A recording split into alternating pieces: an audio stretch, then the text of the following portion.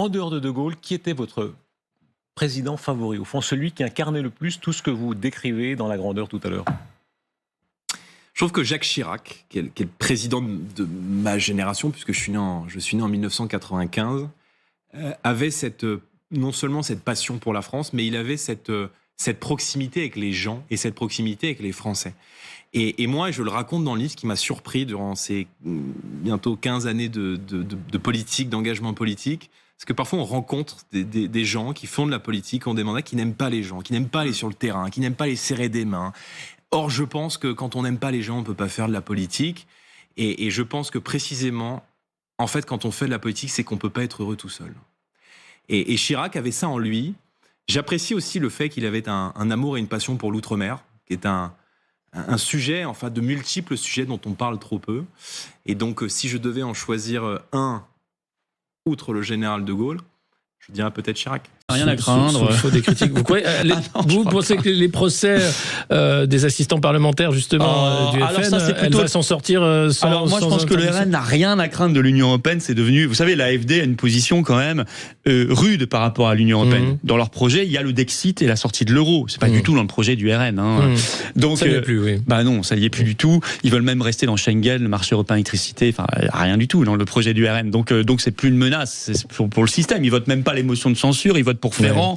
Hier, ils ont même pas voté contre la résolution sur l'Ukraine. Enfin, tout ça est délirant. Donc, le RN n'est pas un anti-système aujourd'hui. Donc, il n'a pas besoin qu'on déclenche le bouclier démocratique européen. Non, par même contre, si Marine Le Pen était. Alors, en interne, je pense qu'il y a une vraie guerre actuellement au sein du RN. Vous savez, Bardella est encore plus rallié au système que Marine Le Pen. Parce que Marine Le Pen, il y a des restes encore. Elle a quand même pendant des années dit qu'il fallait sortir de l'Union européenne et de l'euro. Oui, elle a dit que même c'était le premier des combats. Elle avait raison à l'époque. Et puis elle a renoncé, mais forcément ça laisse des traces. Alors que Bardella, il se préoccupe pas de tout ça. Il est complètement rallié au macronisme. Il y va à fond. La méchante Russie. On reste dans l'OTAN, on reste dans l'UE, on reste dans l'euro. Il fait la bise à Zelensky. Enfin, il coche toutes les cases du système. Ouais. Donc je pense qu'à l'intérieur du RN, il va y avoir, suite au rendu judiciaire, là, au délibéré le 31 mars, il va y avoir, à mon avis, une guerre interne qui a déjà commencé en sourdine, mais qui va prendre de l'importance. Ouais. Le système de Métropolia est un système en fait très fragile. Et j'allais dire que c'est un modèle qui est pour moi condamné. Pourquoi je dis ça? D'ailleurs, les chiffres parlent. Hein. Je rappelle quand même que Paris a perdu 120 000 habitants. Quand on regarde les métropoles françaises, voilà, en 10 ans, il y a près de 800 000 personnes qui ont quitté les métropoles. Mais même quand vous regardez, même aux États-Unis, la Californie, les gens fuient la Californie. Enfin, vous voyez, c'est-à-dire que ce modèle métropolitain est en train de s'effondrer sur lui-même. Donc ce n'est plus l'horizon indépassable. C'est encore très riche. Ça pilote encore les médias, c'est encore hégémonique culturellement, mais c'est en train de s'effondrer. Et moi, je pense que les réactions très violentes qu'on a aujourd'hui autour de ce qui est en train de basculer culturellement et politiquement dit simplement la peur. Hein. On parle beaucoup de la question de la peur qui serait instrumentalisée par Macron, etc., etc. Mais on oublie de dire une chose, c'est que ce monde-là a très peur de ce qui est en train de se passer dans l'ensemble du monde occidental. Et qui est assez logique d'ailleurs, parce que vous ne pouvez pas avoir un modèle économique, social et culturel qui ne bénéficie qu'à une petite minorité. Et d'ailleurs, j'en veux pour preuve que cette citadalisation des métropoles nous dit bien la peur. C'est-à-dire que la ZFE, ça dit encore la peur. Vous voyez, c'est que là, on est vraiment à un point où ils sont en train de comprendre que le point de bascule est arrivé. Et vous allez avoir peu à peu les sociétés occidentales qui vont rebasculer vers quelque chose de beaucoup plus sain, je pense, c'est-à-dire l'acceptation qu'il y a bien une majorité ordinaire, que celle-ci doit être intégrée. Je crois qu'il faut refuser ce désespoir qui est au cœur, par exemple, du wokisme, parce qu'on parle beaucoup du wokisme comme d'une segmentation, mais c'est aussi très triste. Je veux dire, tout ça est très triste, très nihiliste. Et à un moment donné, il faut se dire, mais est-ce que le wokisme, par exemple, imprègne les classes populaires et les milieux et la majorité ordinaire? Ça les très fait rire, peu. oui. Voilà, ça les fait rire. Donc, c'est très important de se ressourcer à ce qu'est la société réellement. Mais pour ça, il faut oublier le TGV et plutôt que de passer de métropole en métropole, s'arrêter et puis ne pas avoir peur. Moi, je dis toujours, je n'ai pas peur. Je n'ai pas peur des wokistes, je n'ai pas peur des fascistes, je n'ai pas peur des gauchistes, je n'ai même pas peur des féministes. Mais il ne faut pas avoir peur. Pourquoi il ne faut pas avoir peur? Parce que, je veux dire, c'est quand on rencontre les gens et la richesse humaine. Et j'allais dire, je le dis pas. Quand je dis ça, les gens se disent il est un peu naïf, etc. Mais, enfin, moi, ça ne me dérange pas. J'aime cette naïveté. Ce que je veux dire, c'est que si on ne croit pas à ça, si on est dans la posture nihiliste, alors on ne devrait même pas être autour de cette table. Moi, je pense que si on est tous les trois autour de cette table, c'est qu'on y croit quand même encore. Mais par contre, il faut faire l'effort de se dire, oui, on va se ressourcer. Mais comme les grands hommes. De Gaulle, c'est quoi? On parle toujours de Gaulle. C'est quand même un type qui se dit, oui, bon, je suis De Gaulle, voilà, le grand intellectuel, etc. Mais je puise aux valeurs humaines de ce qu'est le peuple français pour essayer d'aller le plus loin possible dans l'abstraction et la transcendance. C'est dans ce sens-là.